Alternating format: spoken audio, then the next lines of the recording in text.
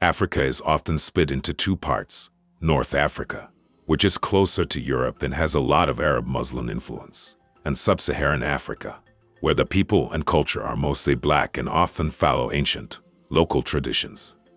This division, which separates Africa by the Sahara Desert, has been around for a long time and is widely accepted. However, this way of dividing Africa has led to some problems. For example, in 2023, there was a big problem with racism in Tunisia. Some people there wanted to kick out those from sub-Saharan Africa to keep Tunisia's Arab Muslim identity. This idea of dividing Africa into two parts goes back to the 1800s. A German thinker named Hegel coined the term sub-Saharan Africa.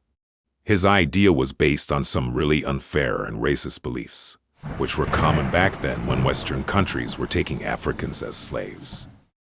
In the late 1600s, after fighting for 160 years, about 15 African kingdoms that were against slavery and colonialism were finally defeated by the Portuguese Empire. Other African states decided to trade their war prisoners for guns.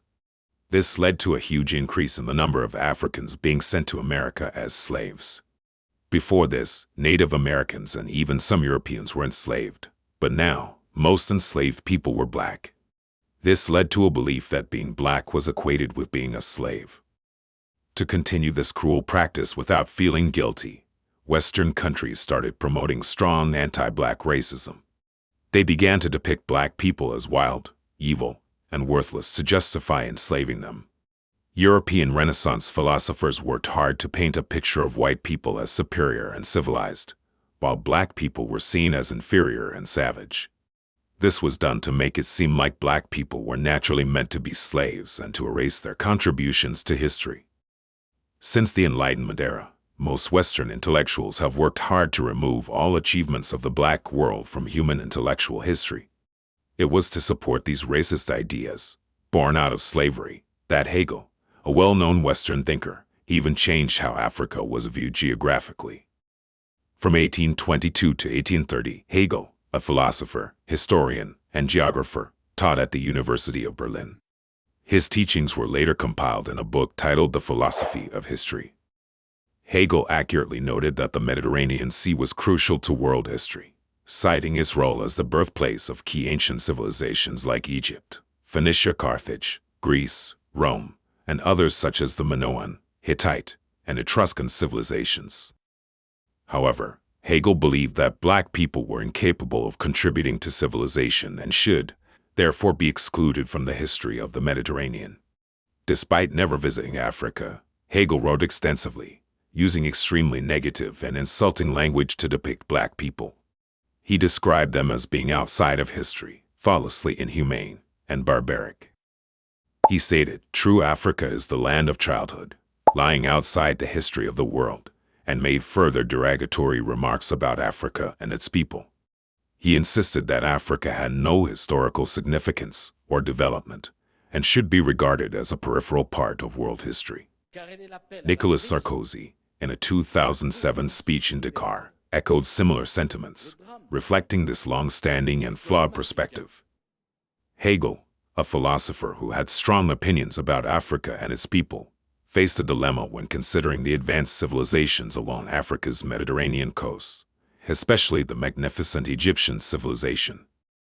To address this, Hegel proposed dividing Africa into three parts: one south of the Sahara Desert, which he called the real Africa, a second part north of the desert, which he referred to as European Africa, and a third region, the area around the Nile River in Egypt, which he connected more with Asia than Africa.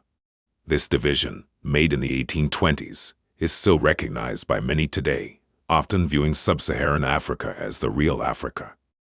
Hegel's aim in creating this partition was to push black Africans away from the Mediterranean and its civilizations, reinforcing the stereotype of their supposed inherent savagery.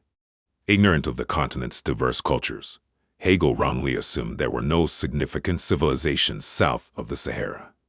This misconception allowed him to perpetuate the myth of a real, uncivilized Africa in the southern regions. Eager to disconnect Egypt from the rest of Africa and its black inhabitants, Hegel emphasized Egypt's uniqueness and isolation within Africa, and its stronger connections with other parts of the world. This perspective has influenced how history views the African continent and its diverse cultures. In reality, Africa, including North Africa, was originally inhabited entirely by black people. This was also the case for Asia and even Europe, where black populations were dominant in the western and southern regions until about 4,600 years ago, when white populations began to arrive. Among the Mediterranean civilizations, it's only Greece, Rome, and the Hittite civilization that weren't primarily created by black people.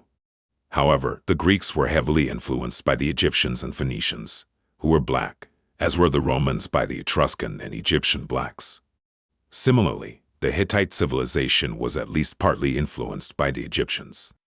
Essentially, all these Mediterranean civilizations can trace their roots back to the Egyptian civilization, which was distinctly black and African. This historical context challenges the narrative of white supremacy.